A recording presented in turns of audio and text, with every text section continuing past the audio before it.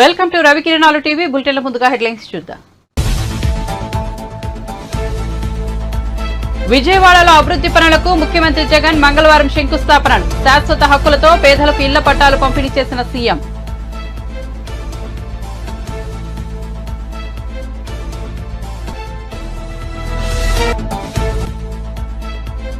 CM Revanth రెడ్డికి సవాల్ చేసిన కేంద్ర మంత్రి అమిత్ షా. కాంగ్రెస్ కుంభకోణాల పార్టీ కాదని తెలంగాణ ముఖ్యమంత్రి చెప్పగలడా అని ప్రశ్న.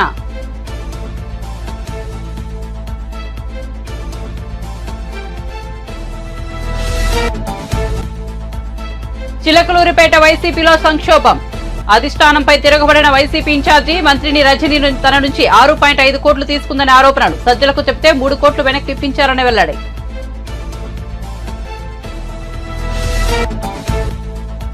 యాదాద్రి ఆలయ ఘటనపై బట్టి విక్రమార్క స్పందన. యాదాద్రిలో చిన్నపీటపై కూర్చున్న బట్టి దళిత నేతను అవమానించారంటూ విమర్శలు. కావాలనే తాను చిన్నపీటపై కూర్చున్నానన్న బట్టి విక్రమార్క.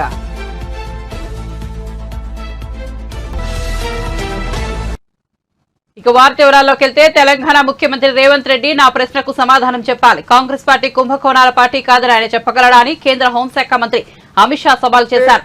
ఎల్బీ స్టేడియంలో ఏర్పాటు చేసిన బహిరంగ సభలో ఆయన పాల్గొన్నారు. ఈ సందర్భంగా మాట్లాడుతూ రేవంత్ రెడ్డికి దమ్ముంటే తాను చెప్పేదే అబద్దమని చెప్పాలన్నారు. ప్రస్తుతం దేశంలో ఎక్కడికి వెళ్లినా మోదీ నామస్మరణే వినిపిస్తోందన్నారు. 400 ఎంపీ సీట్లు గెలిచి మోదీకి కానుకగా ఇద్దామని పిలుపునిచ్చారు. తెలంగాణ ప్రజల ఉత్సాహం చూస్తుంటే మోదీ 3వ ప్రధాని కావడం ఖాయంగా కనిపిస్తోందన్నారు. తెలంగాణలో బీజేపీ 12కు పైగా లోక్సభ స్థానాలు గెలుచుకోవాలని పిలుపునిచ్చారు.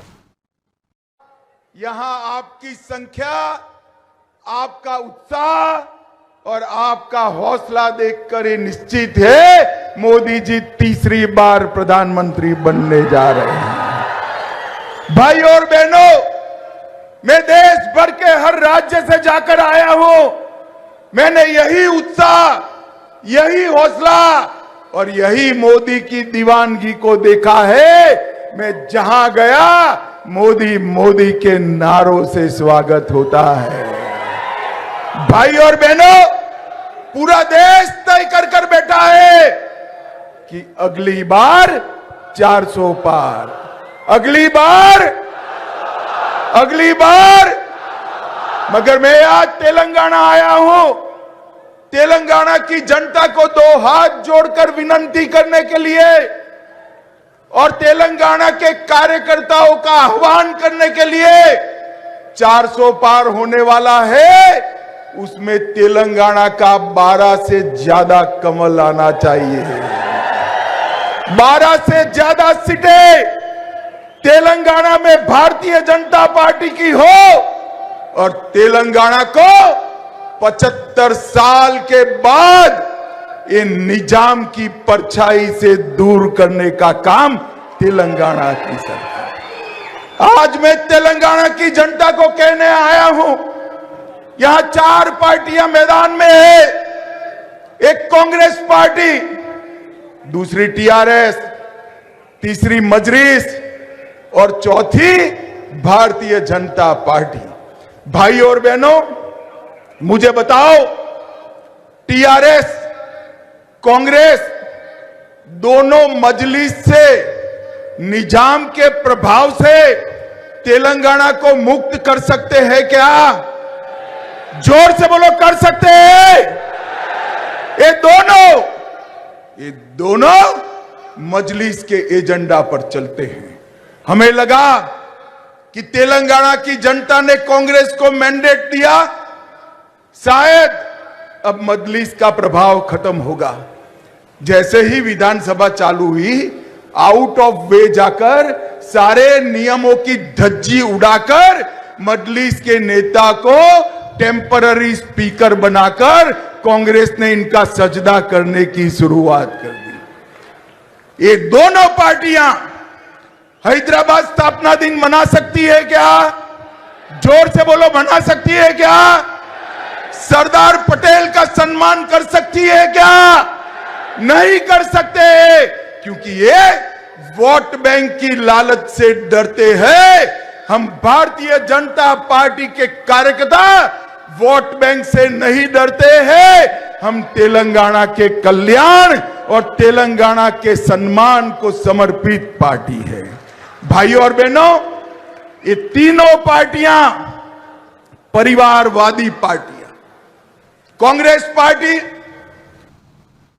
విజయవాడలో అభివృద్ధి పనులకు ముఖ్యమంత్రి జగన్ మంగళవారం శంకుస్థాపనలు ప్రారంభోత్సవాలు చేశారు. 369 కోట్లతో 2.26 కిలోమీటర్ల మేర నిర్మించిన రిటైనింగ్ వాల్ ను ప్రారంభించారు. అనంతరం 12.40 కోట్లతో అభివృద్ధి చేసిన కృష్ణా రివర్ ఫ్రంట్ సుందరీకరణ, 14.93 కోట్లతో ఆధునీకరించిన Ramalingeshwar Nagar 20 MLD STP plant ను ప్రారంభించారు. ఈ సందర్భంగా సీఎం జగన్ మాట్లాడుతూ రిటైనింగ్ వాల్ నిర్మించాలన్న ఆలోచన గతంలో ఎవరూ చేయలేదన్నారు. 12 లక్షల క్యూసెక్ల వరద వచ్చినా భయం లేదన్నారు. గోడ వెంబడి ఆహ్లాదకరమైన రివర్స్ ఫ్రంట్ పార్కును ఏర్పాటు చేశామని, modern entry plaza, walking track, open gym, చిన్నారులకు ఆట స్థలం, గ్రీనరీతో సుందరంగా పార్కును తీర్చిదిద్దామని తెలిపారు. ఆహ్లాదకర వాతావరణంతో బెజవాడ వాసులకు కొత్త అనుభూతిని కలిగిస్తుందన్నారు.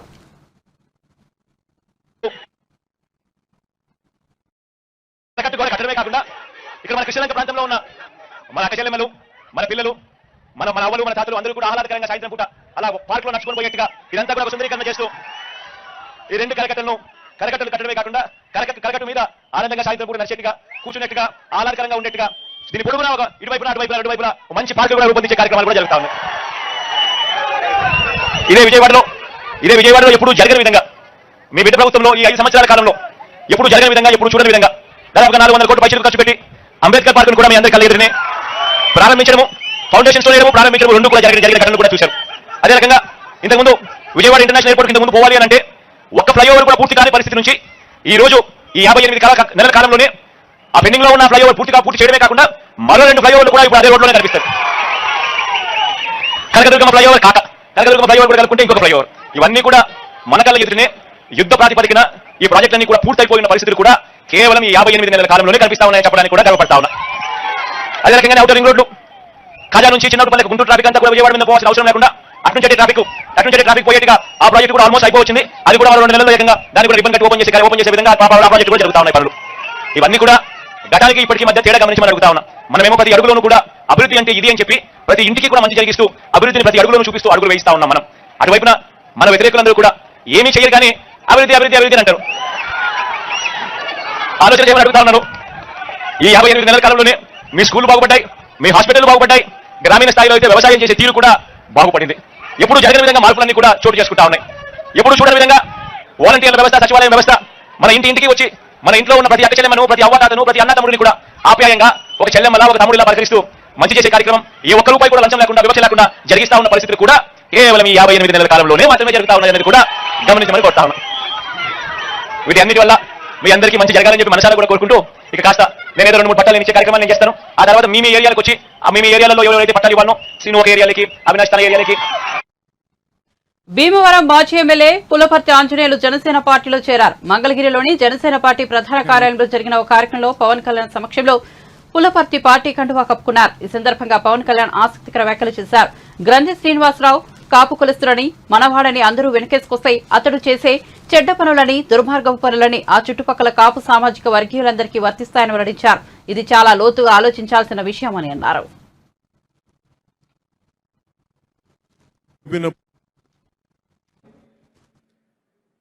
మనకి ప్రత్యర్థి పార్టీలో ఉండే ఆ రోజున నేను ఓడిపోయినప్పుడు అంత బాధపడిన వ్యక్తి అంజుబాబు గారు. నాకెలా తెలిసింది అని మీరు అడుకోవచ్చు. ఇది నేను ఓడిపోయిన 4 రోజుల్లోనో 5 రోజుల్లోనో ఆయన ఎవరి దగ్గర ఉన్న మాటలు నా దృష్టికి వచ్చినాయి. అని నేను పోటీ చేయకుండా ఉండుంటే బాగుండేది, ఈయన గెలిచేవాడు అనేది ఆయన తెలుగుదేశం పార్టీలో ఉండి ఆ రోజు ఉన్న మాటలు నన్ను హత్తుకునేలా చేసినాయి. నిజంగా ఆయన మొన్న భీమవరంకి వచ్చినప్పుడు కలిసినప్పుడు కూడా నాకు ఆ మాటలు గుర్తున్నాయి. అందుకని యాక్చువల్గా మనం వచ్చిందని నేను ఆయన మనస్ఫూర్తిగా ఆ మాటకి థ్యాంక్స్ చెప్పడానికి వచ్చాను. ఆయన అన్నారు, నాకు ఏ మాత్రం కనుక మీరు పోటీ చేస్తున్నారని కానీ తెలిసి ఉండుంటే ముందే నేను మా పార్టీ హైకమాండ్కి నేను చెప్పేసేవాడిని, నేను పోటీ చేయను, పోటీలో నుంచి విరమించుకుంటున్నానని చెప్పేసేవాడిని. నాకు నిజంగా చాలా బాధగా ఉంది నా రోజు చెప్పిన మాటలు.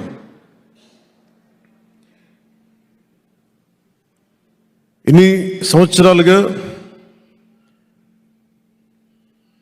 ఉండటానికి ఒక నివాసం అడిగాను భీమవరంలో. నేను ఒకటే నిర్ణయించుకున్నాను, ఈ ఆఫీసు ఎలా మనం ఇక్కడ కూర్చొని చేసుకుంటున్నామో భీమవరం జనసేన పార్టీ ఆఫీసు ప్రారంభిస్తాం.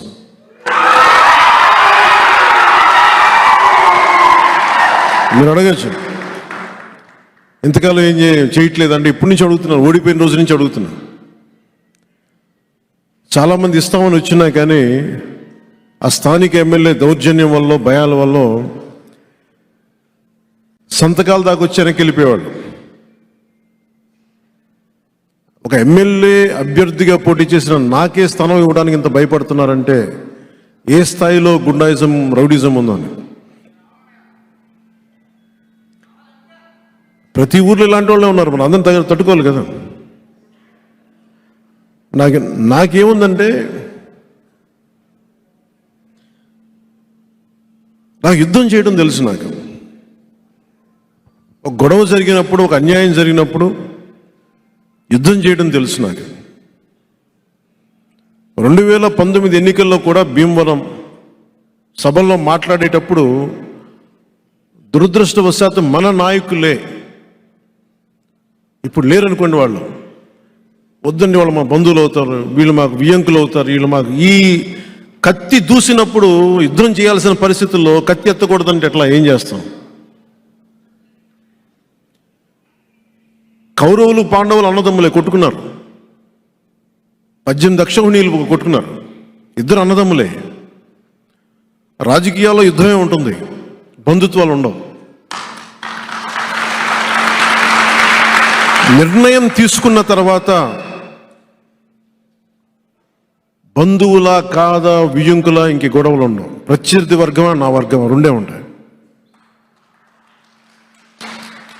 నాకు పోయిన ఎన్నికల్లో యుద్ధం చేయడానికి బంధుత్వాలు, ఆడబిడ్డలు, మా బిడ్డను ఇచ్చాం మీరేం అనకూడదంటే నేనేం మాట్లాడగలను చెప్పండి. నాకు నిజంగా అప్పుడు బాధ అనిపించింది. నాలాంటి వాడిని మీరు ఏ కడపలో పెట్టుంటే బాగుండేది, ఇక్కడ పెట్టారు నాకు అనవసరంగా అనిపించింది. డైరెక్ట్ జగన్మోహన్ రెడ్డి మీద పోటీ చేస్తుంటే బాగుండేది, నాకు తేలిగ్గా అక్కడ నాకు ఆ ఓటమి ఇష్టం, నాకు ఈ ఓటమి కంటే. గత ప్రభుత్వంలో ఆర్టీసీ సిబ్బంది జీతాల కోసం ఇబ్బంది పడ్డారని, ఆర్టీసీ సంస్థ ఆస్తులను కోల్పోతుందనే ఆందోళన ఉండేదన్నారు ఉప ముఖ్యమంత్రి బట్టి విక్రమార్క. ఆర్టీసీ కార్మికులకు బాహుప్రకటన స్వేచ్ఛ కూడా ఉండేది కాదన్నారు. మంగళవారం హైదరాబాద్ నెక్లెస్ రోడ్లో బీఆర్ అంబేద్కర్ స్టాచ్యూ దగ్గర 25 మెట్రో ఎలక్ట్రిక్ బస్సులను మంత్రి పొన్న ప్రభాకర్ తో కలిసి డిప్యూటీ సీఎం ప్రారంభించారు. అనంతరం ఆయన మాట్లాడుతూ ప్రజాపాలనలో ఆర్టీసీకి పునర్వైభవం తీసుకొచ్చిందన్నారు. టీఎస్ఆర్టీసీ అభివృద్ధికి ప్రభుత్వ సహాయం అందిస్తూనే ఉంటుందని తెలిపారు. ప్రభుత్వ రంగ సంస్థలను కాంగ్రెస్ ప్రభుత్వం కాపాడుకుంటుందన్నారు ఆయన. 25 ఎలక్ట్రిక్ బస్సులను అందుబాటులోకి తెచ్చామని, ఆగస్టు నాటికి మొత్తం 500 ఎలక్ట్రిక్ బస్సులను అందుబాటులోకి తెస్తామని చెప్పారు. 10 లక్షల పైబడి ఆరోగ్యశ్రీకి సంబంధించినటువంటి ఉపయోగపడేటట్టుగా మేము అనౌన్స్ చేసినటువంటి ఆరోగ్యశ్రీ పథకం 10 లక్షలు కానీ, లేకపోతే 500 రూపాయలకే గ్యాస్ సిలిండర్లు ఇచ్చేటువంటి కార్యక్రమం కానీ, 200 యూనిట్ల వరకు ఉచితంగా అర్హత కలిగినటువంటి తెల్ల రేషన్ కార్డు లబ్ధిదారులందరికీ ఏమి చేయలేకపోయారు. కానీ మేము ఇచ్చినటువంటి మాట ప్రకారంతో ఆనాడు కాంగ్రెస్ పార్టీ ఆధ్వర్యంలో ఇచ్చిన ప్రతి గ్యారంటీని ప్రజలకు అందుబాటులో తీసుకొని రావడం కోసం ఒక నిబద్ధతతో కూడినటువంటి ప్రణాళికాబద్ధంగా ప్రతి మంత్రి ఈరోజు పనిచేస్తూ ఉన్నారు. కాబట్టే మేము చెప్పిన 6 గ్యారంటీల్ని గత ప్రభుత్వాలు చెప్పినటువంటి హామీలు 10 సంవత్సరాలైనా చేయలేకపోయారు. కానీ మేము 3 మాసాల్లోనే మేము ఇచ్చినటువంటి గ్యారంటీలన్నింటినీ అమలు చేసే కార్యక్రమం ముందు పోతాం. 10 సంవత్సరాలు ఇంటికో ఉద్యోగం అన్నారు, 3 ఎకరాల భూమి అన్నారు, డబుల్ బెడ్రూమ్ ఇల్లు అన్నారు, ఇలా చెప్పుకుంటూ పోతే అనేక హామీలు ఇచ్చారు. కానీ 10 సంవత్సరాల్లో ఏమి చేయలేకపోయారు. కానీ మేము ఇచ్చినటువంటి మాట ప్రకారం కేవలం 90 రోజుల్లోనే ఇన్ని హామీలు అమలు చేస్తూ ఉన్నామంటే ఎంతో నిబద్ధతతో ఈ మంత్రివర్గంలో ఉన్నటువంటి సహచరులు రేంబౌళ్ళు కష్టపడి ఆలోచన చేసి నిబద్ధతతో సంకల్పంతో పనిచేస్తున్నారు. కాబట్టి ఇవి మేము సాధించగలిగాం.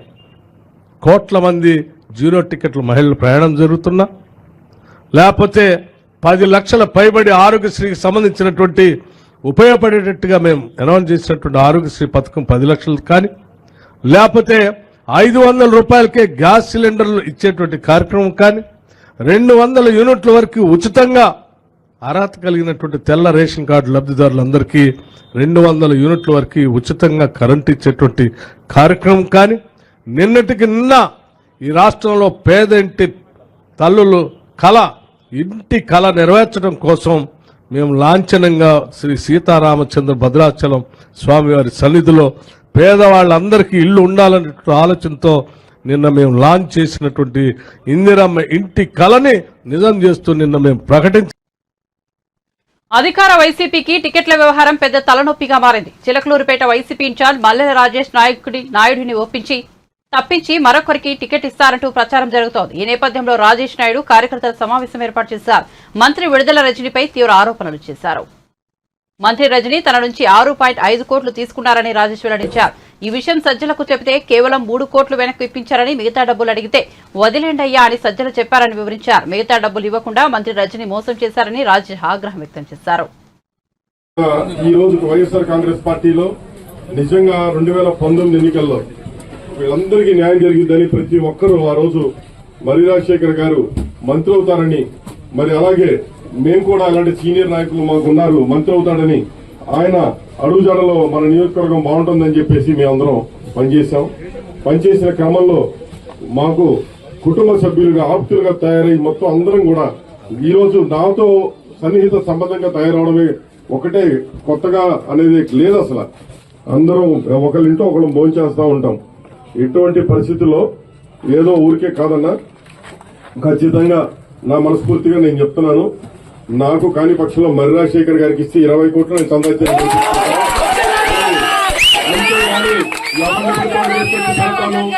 ఎవరో పైన సీఎం ఆఫీస్ కి పిలిచి ఎవరో 2-3 చెబితే వినడానికి అంత భయపడటానికి కాదు. నియోజకవర్గం ఈసారి ప్రతి ఒక్క కార్యకర్తని బాగా చూసుకోవాలి, బాగుండాలి. మరి మా వైస్ చైర్మన్ గారు కొలిశెట్టి శ్రీనివాసరావు గారు అందరం 6.5 కోట్ల పైన తీసుకొని 3 కోట్లు ఇచ్చి 2.5 కోట్లకు కొట్టి ఈ రోజు పోయి గుంటూరులో కూర్చుంది. కాదని ఆయన ద్వారా అడగండి. నాకు 6.5 కోట్లు ఇవ్వాలి. నేను ఇందాక సజ్జల దగ్గర అడిగితే ఆమె ఇచ్చింది నువ్వు వదిలేయని. సజ్జల్ని మార్చండి, పార్టీని బతికించండి.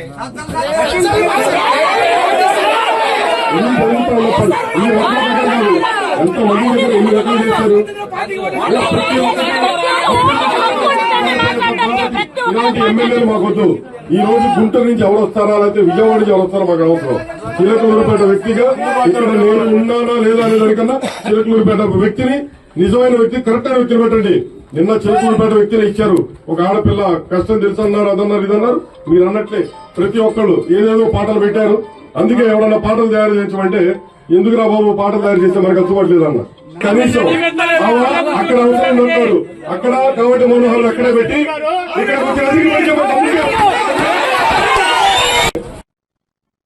సోమవారం సీఎం రేవంత్ రెడ్డితో పాటు పలువురు మంత్రులు యాదాద్రి లక్ష్మణసింహస్వామిని దర్శించుకున్న విషయం తెలిసిందే. అయితే పూజలో కూర్చున్న సందర్భంగా రేవంత్ రెడ్డి, మంత్రులు కోమిటిరెడ్డి వెంకటరెడ్డి, ఉత్తమ్ కుమార్ రెడ్డిలు పెద్దపీటలపై కూర్చోగా డిప్యూటీ సీఎం మల్లుబట్టి విక్రమార్క చిన్నపీటపై కూర్చున్నారు. ఈ నేపథ్యంలో కాంగ్రెస్ పార్టీపై బీఆర్ఎస్, బీఎస్పీలు విమర్శలు గుప్పించాయి. దళిత నేతకు దేవుడి సమక్షంలో తీవ్ర అవమానం జరిగిందంటూ విమర్శలు ఎక్కుపెట్టాయి. ఈ నేపథ్యంలో బట్టి విక్రమార్క మాట్లాడుతూ యాదాద్రిలో జరిగిన ఘటనపై అర్థం పర్థం లేకుండా ట్రోల్ చేస్తున్నారని మండిపడ్డారు. యాదాద్రి లక్ష్మీనరసింహస్వామికి ప్రత్యేక పూజలు చేశామని, కావాలనే తాను చిన్నపీట మీద కూర్చున్నానని చెప్పారు. బంజారాహిల్స్ లో జరిగిన సింగరేణి గెస్ట్ హౌస్ శంకుస్థాపన కార్యక్రమంలో ఆయన పాల్గొన్నారు. ఈ సందర్భంగా మాట్లాడుతూ ఈ వ్యాఖ్యలు చేశారు. మేము సాధించినటువంటి పేదలకు అందించే ఇళ్లని మనస్ఫూర్తిగా అమలు చేసే కార్యక్రమంలో వారికి మనస్ఫూర్తిగా ధన్యవాదాలు తెలియజెప్పుకుంటూ ఆశీర్వచనం తీసుకునే కార్యక్రమంలో భాగంగా నిజంగా ఏ దేవుడి దగ్గర భక్తి శ్రద్ధలతో కూర్చొని వారి ఆశీర్వచనం తీసుకునే కార్యక్రమంలో భాగంగా కావాలని నేను కింద కూర్చొని వారి ఆశీర్వచనం తీసుకోవటం జరిగింది. ఎందుకంటే నా మనస్ఫూర్తిగా మనసు నిండా ఉన్నటువంటి ఆ పేదలకు ఇచ్చేటువంటి ఇళ్ల కళ నిజమైనందుకు వారికి ప్రత్యేకంగా కృతజ్ఞతలు చెప్పుకోవడం కోసం నేనే కావాలని అక్కడ చిన్న పీట మీద కూర్చొని వారికి మనస్ఫూర్తిగా నిండు మనసుతో ధన్యవాదాలు చెప్పే కార్యక్రమంలో నేను ముందుకు వెళ్ళాను. కానీ దురదృష్టం, సరే ఆ చిన్న ఫోటోని తీసుకొని రాష్ట్రంలో చాలా మంది ట్రోల్ చేశారు.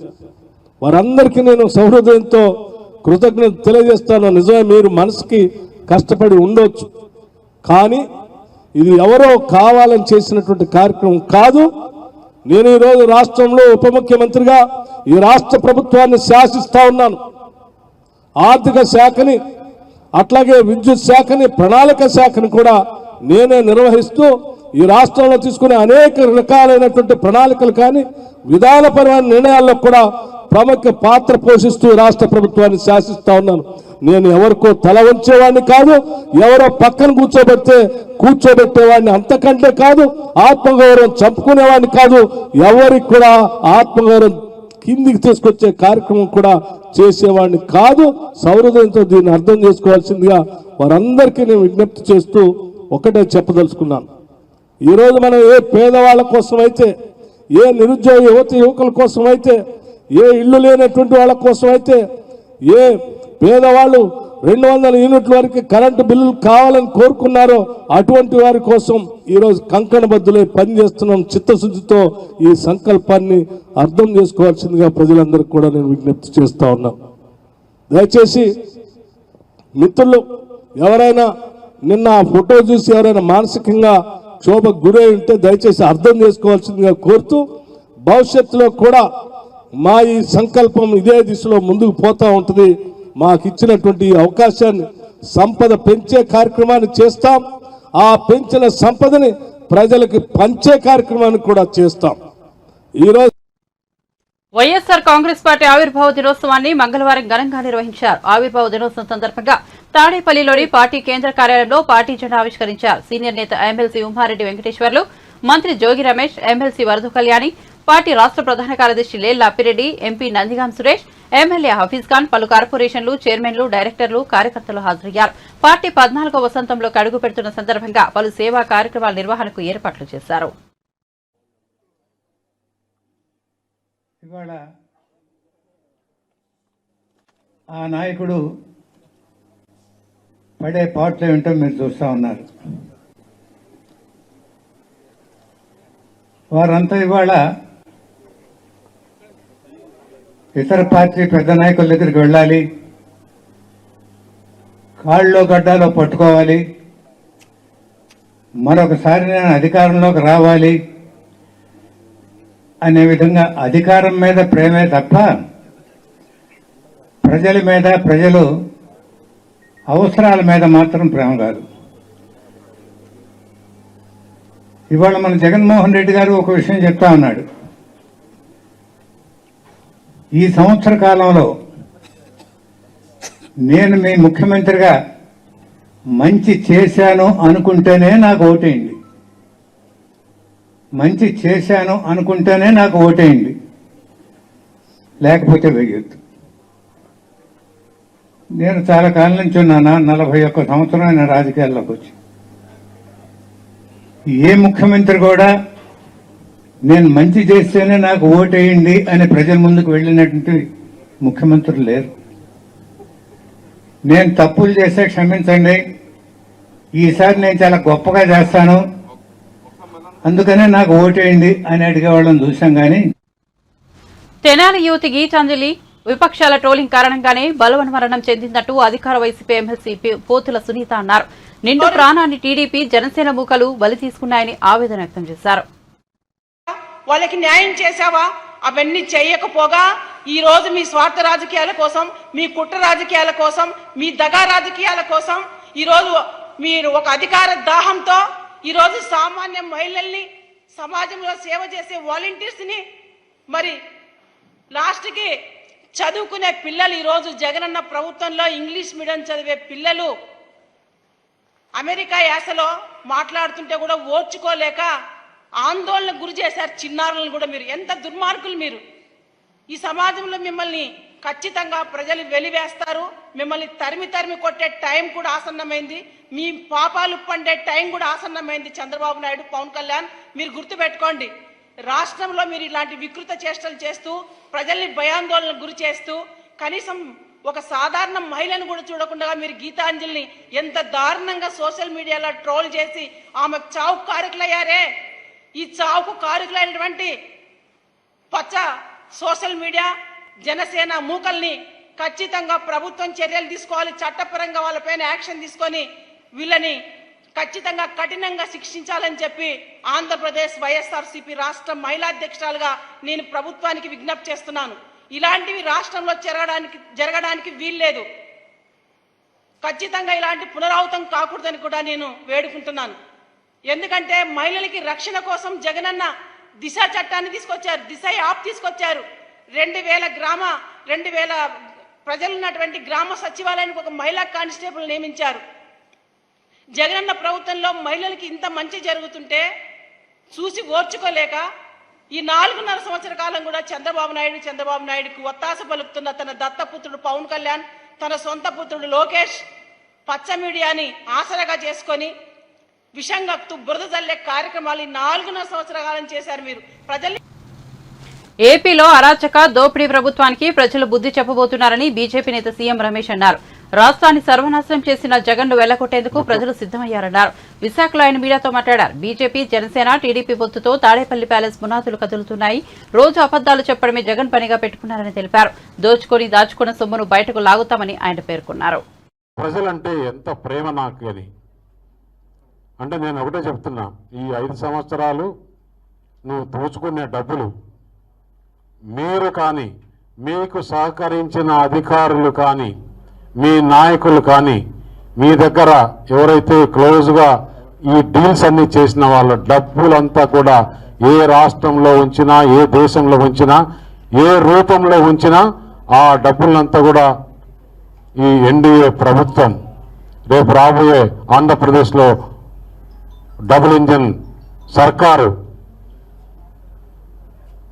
ఎక్కడ దాచినా కూడా పేద ప్రజల రక్తాన్ని పీల్చి సంపాదించిన డబ్బులంతా కూడా తెచ్చి ఆంధ్రప్రదేశ్ ఖజానాకి పెట్టి అక్కడి నుంచి ఎవరెవరైతే ప్రజలు నష్టపోయినారో ట్యాక్స్ రూపంలో కట్టి 10 రూపాయలు వారికి అందరికీ మరీ రిటర్న్ ఇవ్వడం జరిగింది. నువ్వు 1000 రూపాయలు ఇచ్చి 10,000 రూపాయలు ప్రజల దగ్గర నుంచి దోచుకున్నావు. ఎలా దోచుకున్నాడంటే రకరకాల ట్యాక్సులు పెంచి ఒక మద్యంలోనే రోజు మద్యం తాగే వాళ్ళు ఆంధ్రప్రదేశ్లో ఎక్కువ శాతం ఉన్నారు. ఎందుకంటే మనం లెక్కలు చూస్తే తెలుస్తున్నాయి. వారికి దగ్గర నుంచి రోజు 150 రూపాయలు లేదంటే 300 రూపాయలు. ఒక క్వార్టర్ తాగేవాడి దగ్గర అయితే 150 రూపాయలు, 2 క్వార్టర్లు తాగేవాడితే 300 రూపాయలు. 300 ఇంటూ 30 10,000 రూపాయలు. 10,000 రూపాయలు ఇంటూ 12 దాదాపు 1,00,000 నుంచి 1,10,000 రూపాయలు వారి దగ్గర నుంచి దోచుకున్నావు. నువ్వు ఇంటింటికి గడప గడపకని పోతున్నావు కదా, మేము మీకు ఇంత డబ్బులు వేసాం అంత డబ్బులు వేసామని దాంట్లోనే మీ ఇంట్లో మీ ఆయన ఇంత తాగుతున్నాడు, దానివల్ల మేము ఇంత తీసుకున్నామని తెలియజేస్తే కూడా బాగుంటుంది. అసలు అబద్ధాలు ఏ విధంగా చెప్తున్నాడంటే, ఇతను నాయకుల్ని కలవాల, వారి ఎమ్మెల్యేలని కలవాల, వారి కుటుంబ సభ్యుల్ని కలవాల, వారి మంత్రుల్ని కలవాల, ఇంట్లో కూర్చొని ఏ విధంగా ప్రజలను మోసం చేయాలి, ఏ విధంగా ప్రజలకు అబద్ధాలు చెప్పాలని ప్రాక్టీస్ చేసి ఈ 5 సంవత్సరాలు ఈ పని చేస్తామని చెప్పి తెలియజేస్తున్నా. బులెటిన్ ముగించే ముందు హెడ్లైన్స్ మరోసారి చూద్దాం. విజయవాడలో అభివృద్ధి పనులకు ముఖ్యమంత్రి జగన్ మంగళవారం శంకుస్థాపనలు. శాశ్వత హక్కులతో పేదలకు ఇళ్ల పట్టాలు పంపిణీ చేసిన సీఎం.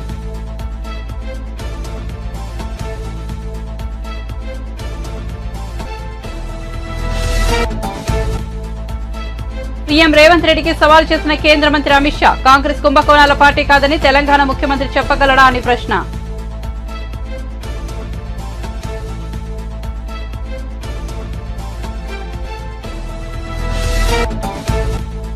చిలకలూరిపేట వైసీపీలో సంక్షోభం. అధిష్టానంపై తిరగబడిన వైసీపీ ఇన్ఛార్జ్ మంత్రి రజనీ తన నుంచి 6.5 కోట్లు తీసుకుందనే ఆరోపణ. సజ్జలకు చెబితే 3 కోట్లు వెనక్కి ఇప్పించారని వెల్లడి.